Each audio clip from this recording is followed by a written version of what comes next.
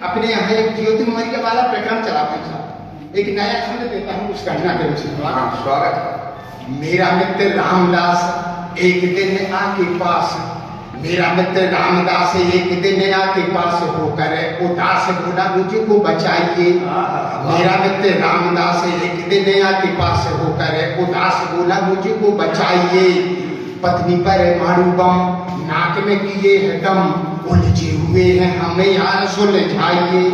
वो पीछा छूट जाए, पीछा छूट जाए, गुजारा भी ना मांग पाए, ऐसा कोई तलाक का उपाय बतलाइए। मैंने कहा उसे यूपीएससी की तैयारी कर रहा है, नाथ आप एसडीएम बनवाइए। बहुत ज्योति मौर्य की बात की तो सारे सीमा भाभी भी याद आ गई, पूरे भारत की भाभी बन गई। नोएडा की घटना है, उस घटनाक्रम से छंद पढ़ता हूँ। चलिए, द्विवेदी जी का आदेश तो साहब हमारे लिए अध्यादेश रहता है, बड़े भाई हैं। एक लेखपाल के हवाले से छंद पढ़ता हूँ भाई साहब। कि एक कुत्ता भौंकता था एक लेखपाल को, लेखपाल घर से निकल भी ना पाता। एक कुत्ता भौंकता था एक लेखपाल को, लेखपाल घर से निकल भी ना पाता। कुत्ता ना निकलने देता भौंकता बहुत, लेखपाल जब भी तहसील आता जाता। एक दिन होके परेशान लेखपाल बोला, साला बेवजह रोज भौंकता गुर्राता। कर तेरे नाम होती 2-4 बीघे भूमि, लेखपाल क्या होता है फिर मैं बताता। और तेरे नाम होती, और सीमा की बात कह रहा था साहब कि कुंवारे ओपी राय एक दिन घर आए, बोले कुछ न सुहाए कहीं लगे नहीं अब जी। कुंवारे ओपी राय एक दिन घर आए, बोले कुछ न सुहाए कहीं लगे नहीं अब जी। सबके हुए हैं ब्याह हम भर रहे आहे, सूझे नहीं राह ताना मारती है भाऊजी। बहुत सुंदर। उस वक्त बुद्ध कोई अपना ना यहाँ कोई नहीं बनती रसोई, रोटी दाल और सब्जी। मैंने कहा सीमा बात से आए, सीमा 2-4 खेलने लगो तुम यार, अरे नाथ पबजी। और एक राम पे बहुत लोगों ने कहा, एक छंद और पढ़ता हूं, इसके बाद राम पर एक कविता सुना। स्वागत। कि मित्र बोला देश में चला है स्वच्छता अभियान, मित्र बोला देश में चला है स्वच्छता अभियान, पर बोलो गंदगी कहाँ पे साफ हो गई।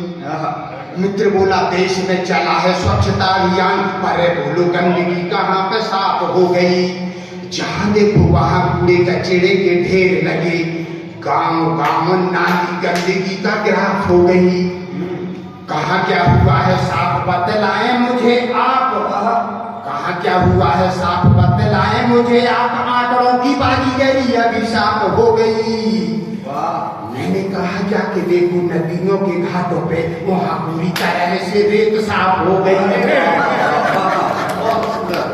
और वो कविता सुनाता हूँ भाई साहब कि मेरे 22 तारीख की घटना पर कि मेरे एक मित्र ने मुझसे कहा यार, मेरे एक मित्र ने मुझसे कहा यार, 22 तारीख को विराज गए अयोध्या में रामलला सरकार। 22 तारीख को विराजे अयोध्या में रामलला सरकार। देश ने इस खुशी में दिवाली जैसा उत्सव मनाया है। क्या आपको देश में कोई परिवर्तन नजर आया है? मैंने कहा जी हाँ, सामने देखो एक बड़ी बड़ी दाढ़ी वाले चचा आ रहे हैं, हम तुम्हें परिवर्तन का प्रैक्टिकल करके दिखला रहे हैं। पास आने पर मैंने उनसे कहा सलाम चचा, वे हाथ जोड़कर बोले राम राम बच्चा। वे हाथ जोड़कर बोले राम राम बच्चा। मैंने कहा जनाब आप जज्बातों में बह रहे हैं, वालेकुम सलाम की जगह राम राम कह रहे हैं।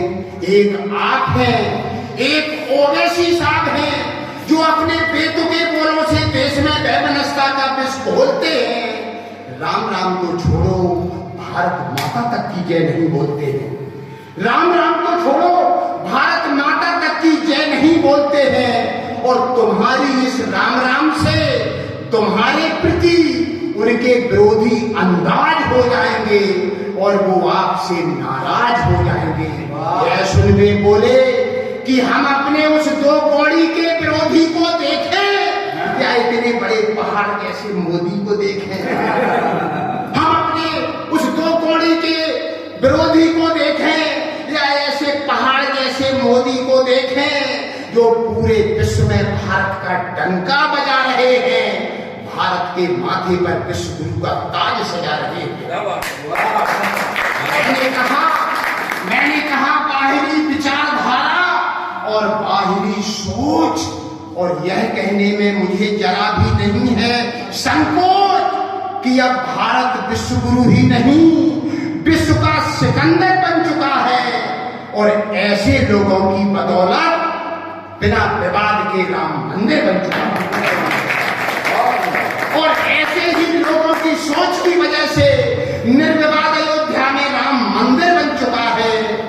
यह सुनवे बोले भैया हम तो बस इतना चाहते हैं कि मोदी का नेतृत्व देश को अच्छे दिन दिखा जाए। राम मंदिर तो बन चुका, अब देश में राम राज भी आ जाएगा, देश में राम राज आ जाएगा।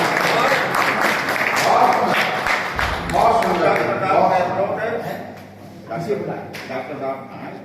मैं आदरणीय डॉक्टर साहब बहुत कहना चाहिए मित्रों, हर वर्ष बहुत अच्छे इस कार्यक्रम के कर्ता धर्ताओं में शुमार रहते हैं मित्रों।